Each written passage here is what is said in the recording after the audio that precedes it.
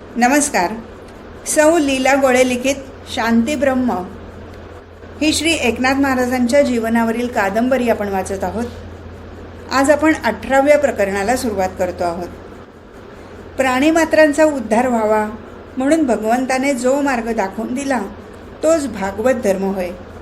ईश्वराच्या ठिकाणी श्रद्धा ठेवून भक्ती केली की ब्रह्मपद प्राप्त होते.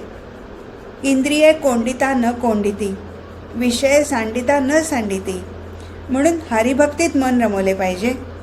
म्हणजे अशा भक्ताने संसार करूनसुद्धा त्या संसाराचे भय त्याला राहत नाही.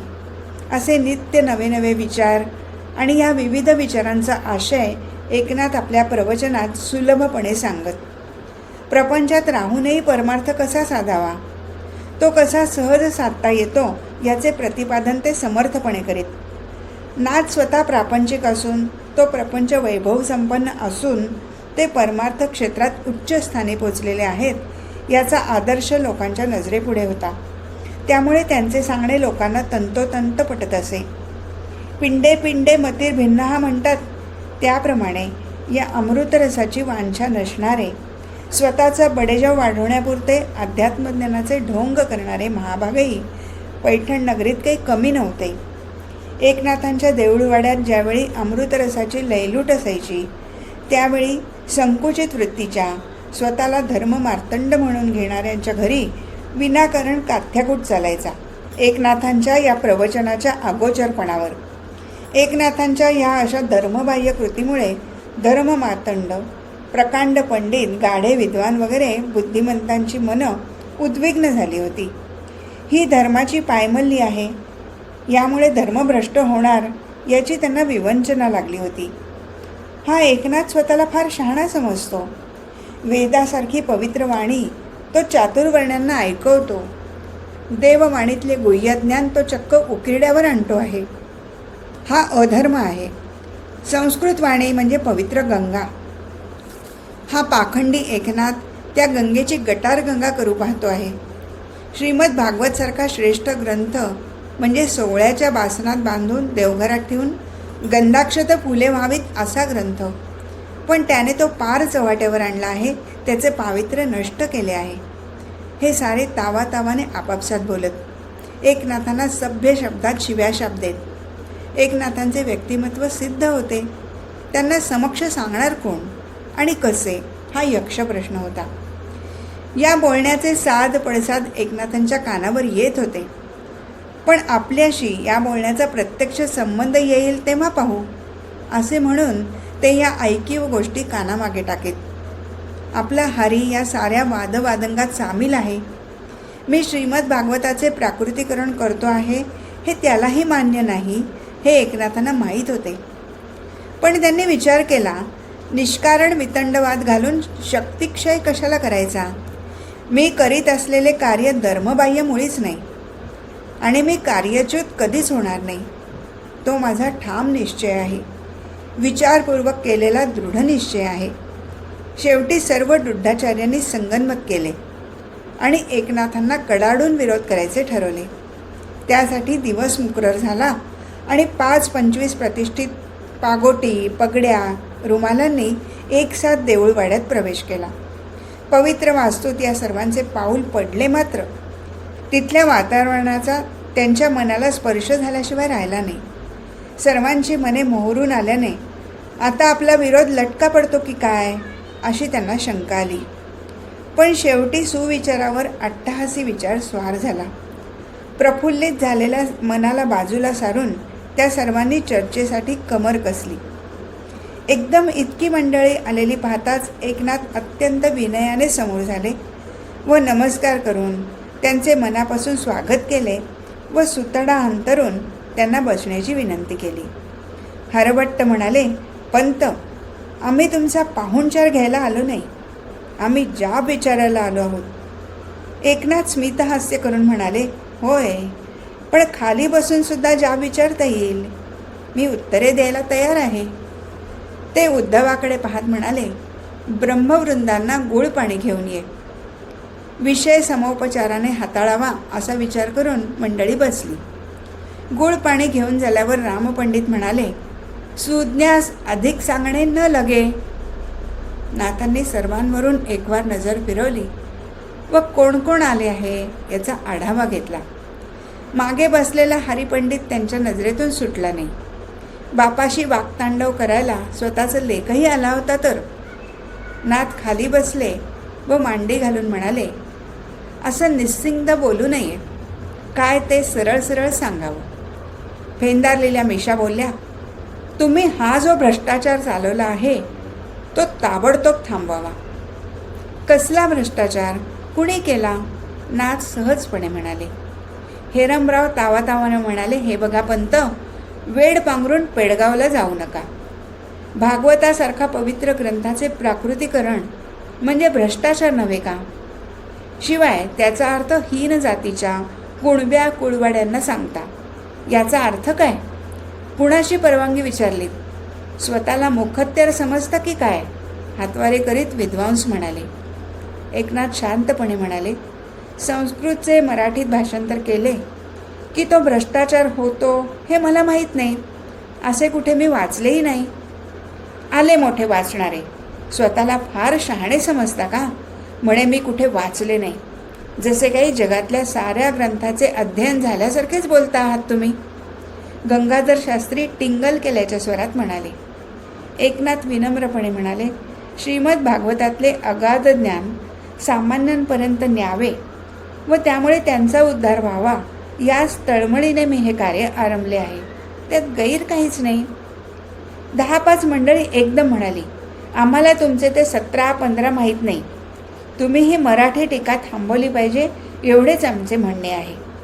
नाथ म्हणाले, 200-250 वर्षापूर्वी ज्ञानेश्वर माऊलीला तेव्हाच्या ब्रह्मवृंदांनी हेच सांगितलं होतं. अजूनही ते जुनाट मत कायम आहे का तुमचं? त्यावेळी माऊली म्हणाली होती, संस्कृत भाषा देवे केली, प्राकृत काय चोरापासून आली. माऊलीच्या शब्दात मी आपणास अत्यंत नम्रपणे सांगतो की संस्कृत वाणी देवे केली, प्राकृत काय चोरापासून आली. वा वा वा वा महाराज, आपण स्वतःला ज्ञानेश्वरांच्या पंक्तीत बसवून मोकळे झालात. बाळंबट्ट तंबाखूची पिंक तस्तात टाकीत म्हणाले, छे छे, तसं नव्हे. ती माऊली म्हणजे प्रत्यक्ष ज्ञानाचा ईश्वर. मी माऊलीच्या पासंगालाही पुरणार नाही. उगाच काही गैरसमज करून घेऊ नका. पाण्याची कावड रांजणात रेती करून श्रीखंड्यात तिथेच भिंतीला टेकून उकिडवा बसला होता. गिरिजाबाई पण दारात येऊन उभ्या राहिल्या होत्या. शांतमूर्ती नाथांना मंडळी अद्वा तद्वा बोलत होती. हे बघा पंत, आमच्या गैरसमजाचा प्रश्न नाही. आपण उद्दामपणे वागता. तुम्हाला कोणाची भीडभाड नाही ही वस्तुस्थिती आहे. विसू भटजी म्हणाले. केशवराव म्हणाले, न बोलून तुम्ही काम साधता. आपला हेका सोडत नाही. गावच्या प्रतिष्ठेची तुम्हाला किंमत नाही. लहान थोर, विद्वान, पंडित या कोणाचीच तुम्हाला तमा नाही. हे तुमच्या वागणुकीचे धोरण आम्हाला समजत नाही असे वाटते का तुम्हाला?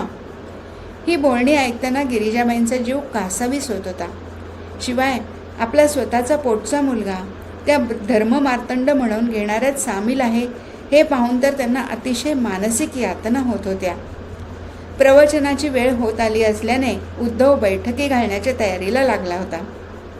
त्याच्याकडे पाहत नाथ म्हणाले, आपण आलाच आहात तर आज आपण सर्वांनी प्रवचनास थांबावे. त्यात काही आक्षेपार्ह आढळल्यास मला मार्गदर्शन करावे. मी नम्रपणे ते स्वीकारीन. त्याबरोबर हरभट्ट म्हणाले, पहा नारायण स्वामी, आहे ना पालथ्या घड्यावर पाणी. हे महाराज आपल्याला प्राकृत श्रवणाचा अधर्म करायला सांगत आहेत. गंगाधर शास्त्री म्हणाले, चला उठा आता, आपण जाऊया. या नाथाने आपले सांगणे ऐकले नाही तर परिणाम बरा होणार नाही. तुमच्या प्रवचनाचा प्रपंच थांबल्याशिवाय आम्ही गप्प बसणार नाही. रागीट चेहऱ्याने, तिरस्कारित नजरेने सारी मंडळी दणादण पाय आपटीत निघून गेली. त्या प्रसंगाचा प्रवचनावर काहीही परिणाम झाला नाही. मुळात नाथांच्या वाणीत लीनता, मर्यादा होतीच, पण आज ती प्रकर्षाने जाणवत होती. ग्रंथारंभी केलेले ब्राह्मणांना नमन, संतांनी ब्राह्मणांचा केलेला गौरव, नाथांनी संतांजवळ केलेली प्रार्थना, उडे देखाल जे जे येथे ते ते करावे पुरते, सज्जना माझी सरते करावे माते ग्रंथात सिद्धी इत्यादी सारे विशेषत्वाने रंगले. पैठणात नाथांविरुद्ध चर्चेला ऊत आला होता. पण कसलाच परिणाम प्रवचन रंगण्यावर होत नव्हता. उलट त्यातली गोडी वाढत होती, लज्जत वृद्धिंगत होत होती. आबोल आणि शिष्ट असलेला हरी आता ह्या प्रसंगानंतर जास्तच आबोल झाला होता. तो वडिलांच्या पंक्तीला जेवत होता, पण अवाक्षरही बोलत नव्हता. जणू त्याचा आणि घरातल्या मंडळीचा नातेसंबंध नव्हताच. अर्थातच नाथही त्याकडे दुर्लक्ष करत होते. प्रतिवर्षीप्रमाणे पितृतिथी आली. गिरिजाबाईंना धाक वाटत होता की पैठणात इकडच्यांबद्दल रोष आहे, त्यांच्या विरुद्ध गदारोळ उठला आहे.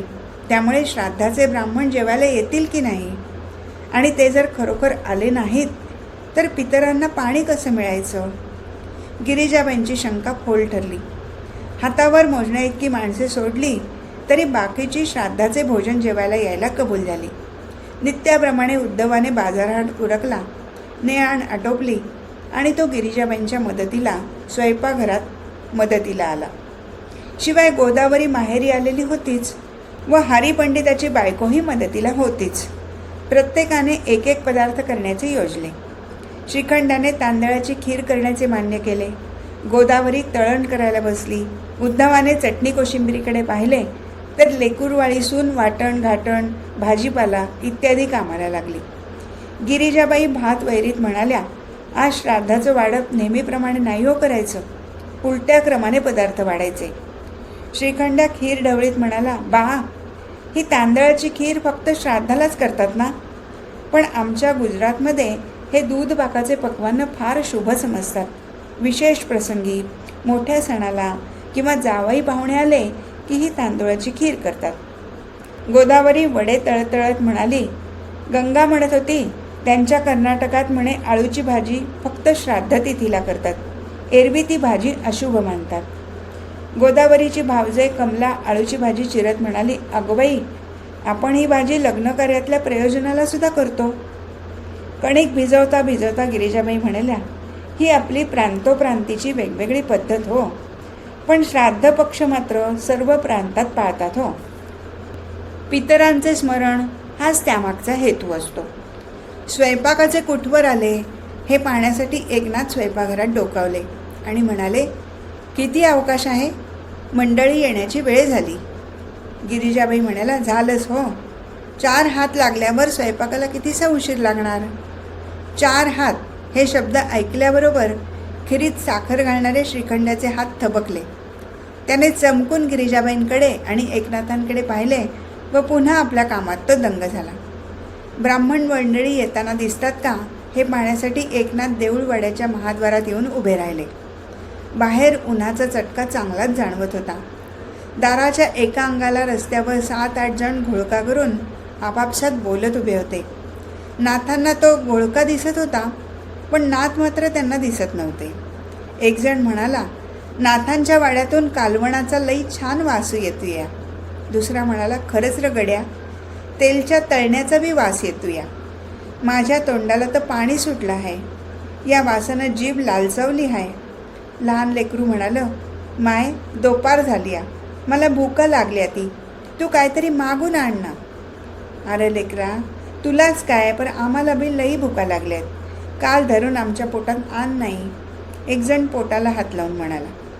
एक समंजस माणूस म्हणाला, पर भूक जाणणारा कोण आहे, आपण काय चांगलं चांगलं खायला बामण वाणी आहोत. आता या वाड्यावर आपण सांच्याला येऊ तेव्हा उष्टमाष्ट उरलं सुरलं मिळेल, तर वाईच भूक आवरा. ही बोलणी ऐकून एकनाथांचं मन कळवळलं. तहान, भूक, विश्रांती या सर्वांच्या नैसर्गिक गरजा आहेत. सगळे जीव इथून तिथून एक, सारी शरीरे म्हणजे हरिमंदिर आहे. त्यातला आत्माराम हा एकच असतो. भूक शमवणे म्हणजे आत्माराम तृप्त करणे. मग त्या जीवाचा जन्म कोणत्याही जातीकुळात झालेला असे नका. ज्ञानी पुरुषाने जन्माने व्यक्त होणाऱ्या भेदाभेदांची प्रतिष्ठा बाळगू नये. त्याने फक्त आत्म्याचा आदर करावा. आत्म्याच्या एकत्वाचे रहस्य मनी बाळगून समदृष्टी ठेवून वागावे. हाच भागवत धर्म नव्हे काय. मी जर श्रीमद भागवतावर प्रवचने करतो तर माझे आचरण तसे नको का. समदर्शी असलेले नाथांचे मन महाराजांच्या संवादाने द्रवले. त्यांनी मनाशी निश्चय केला व ते घरात आले. त्यांनी गिरिजाबाईंना विचारले, कोरड्या सामग्रीची सिद्धता असेल तर स्वयंपाक व्हायला किती वेळ लागतो? सोदण्याला हात पुसत गिरिजाबाई म्हणाल्या, हे काय असं कोड्यात बोलायचं? स्वयंपाक सिद्ध आहे. तसं नव्हे, मला वाटतं हा झालेला स्वयंपाक आत्ता दारी आलेल्या अतिथींना वाढून संपवावा व श्राद्धाच्या ब्राह्मणासाठी पुन्हा पाकसिद्धी करावी, नाथ म्हणाले. सोदनं कमरेला खोचीत गिरिजाबाई म्हणाल्या, हो, आपली इच्छा असेल तर तसे होईल. आत्ता कोण अतिथी आले आहेत? त्यांना जेवायची फार घाई आहे का? म्हणजे त्वरा करायला बरे. नाथ म्हणाले, आपल्या दाराशी महारवाड्यातली मंडळी क्षुधेने व्याकुळ होऊन उभी आहेत. गिरिजाबाई म्हणाल्या, अगोबाई, हो का? पुष्कळ अन्न शिजलं आहे हो. सारा महारवाडा जेवून गेला तरी चालेल. मागाहून आम्ही सारवण करून स्नाने करून सोहळ्याने पुन्हा स्वयंपाक करू. हो, पण ब्रह्मवृंदांचा खोळंबा तर होणार नाही ना? आपल्या मताशी सहमत असलेल्या अनुकूल पत्नीकडे पाहत नाथ म्हणाले, आपण काळजी करू नये. माझ्या हाताखाली श्रीखंड्या, उद्धव, सुनबाई, गोदावरी असल्यावर पुन्हा स्वयंपाक व्हायला काही वेळ लागणार नाही. चला रे मुलांनो, ही अन्नाची पातेली बाहेर न्या आणि पत्रावळी मांडा. गिरिजाबाईंची आज्ञा होण्याचा अवकाश. श्रीखंड्याने अन्नाची पातेली भराभर बाहेर आणली. उद्धवाने पत्रावळीचे वाटप केले. हा हा म्हणता सारा महारवाडा गोळा झाला आणि सारेजण पटापट पत्रावळ घेऊन रांगेत बसले. श्रीखंड्या वायू वेगाने वाढत होता, पण प्रत्येकाच्या पानातलं अन्न त्याहीपेक्षा वेगाने संपत होतं. त्यांच्या चेहऱ्यावरची अन्नाची तृप्ती पाहून नाथ सुखावत होते. श्रीखंड्या नाथांच्या जवळ येऊन म्हणाला, आज आपल्या हातून हा महान यज्ञ घडतो आहे. याला भूताराधन यज्ञ म्हणायला हरकत नाही. मी आपल्या वतीने जनी जनार्दन हा मंत्र म्हणून संकल्प सोडला व मग वाढवायला सुरुवात केली. बालादपि सुभाषितम ग्राह्यम या म्हणण्याप्रमाणे नाथांनी श्रीखंडाच्या म्हणण्याला मान डोलावली. ताडभर सुग्रास ताजं अन्न कधी डोळ्यांनी सुद्धा पाहिले नव्हते. त्याचा मनमुरात सुगंध कधी घेतला नव्हता, तर त्या बिचाऱ्यांना त्याची चव कुठून माहीत असायला. नित्य आंबलेले, चिमलेले, शिळेपाके अन्न खायची सवय असलेल्या जिभेला साजूक घास मिळत होते. ही कृपा केवळ नाथांची होती. भरल्या पोटाने आणि तृप्त मनाने जो तो तोंड भरून आशीर्वाद देत होता. देव तुझं भलं करो, तुझं कोट कल्याण होईल. आम्हाला कीर्तनातून ज्ञान देतोस आणि आता अन्नदान करून तू तृप्त केलेस. आमचा अंतरात्मा थंड केलास. तू साधा माणूस नाहीस, अवतारी पुरुष आहेस. गिरिजाबाईंना आश्चर्य वाटत होतं की एवढ्या अन्नात सारा महारवाडा तृप्त होईपर्यंत जेवला कसा? अन्न पुरलं कसं? का थोड्याच अन्नात त्यांचे पोट तुरुंब भरले? पानात राहिलेले अन्न लोकांनी प्रसाद म्हणून फडक्यात बांधून घेतलं, तरी श्रीखंड त्यांना वाढतच होता. मग मात्र लोकांनी पत्रावळीवर हात आडवे ठेवले. जो तो म्हणत होता, या पाणक्याच्या हाताला लई बरकत आहे. 4 घास पोटात जाताच त्यांना पटापट ढेकरा आल्या, भूक शमली. नाथांचा वाडा पुन्हा गायीच्या शेणाने सारवून लख्ख झाला. सर्वत्र गोमूत्र शिंपले गेले. सर्वांची स्नाने झाली आणि सोहळ्यातल्या स्वयंपाकाला सुरुवात झाली. हा म्हणता स्वयंपाकही झाला. आमसुलाची चटणी, कढी, वडे काही म्हणता काही विसरले नाही. सारे साग्रसंगीत झाले. गिरिजाबाईंना पुन्हा एकदा आश्चर्य वाटले की जादू केल्याप्रमाणे इतक्या झटपट स्वयंपाक झाला कसा? कुठली अदृश्य शक्ती सर्वांच्यात संचारली? श्राद्धविधीसाठी आलेल्या ब्राह्मणांना हे सारे आधीच विदित झाले होते की महारवाड्यातली मंडळी आधीच जेवून गेली आहेत. ते केवळ जाब विचारण्यासाठी येथवर आले होते. त्यांना आता कोणता श्राद्धविधी संकल्प करण्यात स्वारस्य नव्हते. ते भयंकर संतापले होते. महार आधी जेवल्याचा त्यांना अतोनात राग आला होता. नाथांनी हात जोडून त्यांना परोपरीने विनवले, आपण भूदेव, आपणास उष्ट अन्न कसं वाढायचं म्हणून प्रथम ते अन्न गोरगरिबांना वाटून टाकलं व मग आपल्यासाठी शुद्धान्नाची सिद्धता केली. उष्ट अन्न म्हणजे काय? कुणी उष्टावलं ते? घरातली बायका माणसं झोपली होती की काय? नाही, तसे काही नाही. पण अन्नाचा सुवास त्या दारात उभ्या असलेल्या मंडळींच्या नाकापर्यंत गेला. ती भुकेली माणसं, त्यांची अन्नावर वासना गेली. आता मला सांगा, असे वास घेतलेले अन्न आपणास कसं वाढावं? नाथ म्हणाले, नाथा, ही तू मखलाशी करतो आहेस. खरं म्हणजे आम्हाला हरभट्ट, रामपंडित, गोविंद भटजींनी तुमच्याकडे जाऊ नका असं निक्षून सांगितलं होतं, तरी आम्ही इथे आलो. हा आमचा गाढवपणा झाला. असे म्हणून आलेली मंडळी वाड्याबाहेर पडली. गिरिजाबाई काळजीच्या स्वरात म्हणाल्या, आता श्राद्धकर्म कसं व्हायचं आणि पितरांना पाणी मिळायचं कसं? बाहेरच्या उन्हाचा चटका त्यांना अंतर्यामी जाणवत होता. इतका वेळ स्वस्थपणे उभा असलेल्या श्रीखंडा म्हणाला, बा, माजगरात पाने मांडायला सांगा, मी प्रत्यक्ष पितरांना घेऊन येतो. भांबावलेल्या मनस्थितीत उद्धव गोदावरीने माजगरात पाने मांडली. श्रीखंड्या वयोवृद्ध ब्राह्मणांना घेऊन माजगरात आला आणि ती मंडळी पानावर बसली. श्रीखंड्या गिरिजाबाईंच्या कानाशी पुटपुटला, बा, शुद्ध भावाने केलेले कोणतेही कर्म ईश्वरचरणी रुजू होते. पहा, तुमचे पितर जेवायला आले की नाही? एकनाथांना गिरिजाबाईंना क्षणभर भास झाला की ब्राह्मणांच्या पंक्तीत आपले चक्रपाणी आजोबा आहेत. बाकीची सारी वयोवृद्धच होती, पण सारी अनोळखी, न पाहिलेली. काही जण मनापासून जेवत होती. तावातावाने वाड्याबाहेर गेलेले ब्राह्मण जेवणाच्या आशेने वाड्याभोवती घोटाळत होतेच. त्यांनी झरोक्यातून, खिडकीतून, पडक्या भोकातून डोकावून पाहिलं तर काय, त्यांनासुद्धा पितर जेवायला बसल्याचा भास झाला आणि ते अवाक झाले. तो श्राद्ध दिवस होता. प्रत्येकाच्या मनात श्राद्ध कर्माबद्दल निष्ठा होती. त्यामुळे पितरांच्या संस्मरणात प्रत्येकाची मनं रंगलेली होती. मनी बसे ते स्वप्नी दिसे, अशा अवस्थेमुळे कदाचित ती जेवत असलेली मंडळी त्यांना पितर भासली असतील. नाथांना मात्र या प्रसंगाचे गूढ उकलत नव्हते. हाही ईश्वरी साक्षात्काराचाच प्रकार काय? माझ्या अडचणीला ईश्वर माझ्या पूर्वजांच्या रूपाने तर इथे आला नसेल ना? श्रीखंडाने ते इतके अनोळखी ब्राह्मण आणले कुठून? आजच्या कार्यसिद्धीचे श्रेय श्रीखंड्यालाच द्यायला हवे. आता मागली पंगत खाशा मंडळींची, गिरिजाबाई आणि श्रीखंड्याची होती. उद्धव, गोदा, सुनबाई जेवायला बसली तेव्हा पाणी संपले म्हणून श्रीखंड्या कावड घेऊन गंगेवर गेला होता. म्हणून तो जेवायचा राहिला होता. त्याच्यासाठी गिरिजाबाई थांबल्या होत्या. तो आल्यावर श्रीखंड्या आणि त्याची बा जेवायला बसले. गिरिजाबाई श्रीखंड्याला आग्रह करकरून वाढत होत्या. श्री, अरे इतकं पाणी वाहून आणि पंक्ती वाढून दमलास हो, आता शांतपणे पोटभर जेव हो. श्रीखंड्या म्हणाला, बा, तुझ्या प्रेमामुळे, तुझ्या कौतुकामुळे न जेवताच माझे पोट भरले हे बघ. गिरिजाबाईंकडे रोखून पाहत तो पुढे म्हणाला, बा, तुला पाहिले की मला यशोदा मैयाची आठवण येते. गिरिजाबाई म्हणाल्या, चल चावट कुठला, आधी खाली बघून जेव बरं.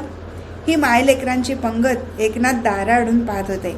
त्यांना वाटले आपण म्हणावे की तुझी बा जर यशोदा मैया तर तू काय तिचा कृष्ण कन्हैया. हा भाग इथेच संपला. हरिओम तत्सत.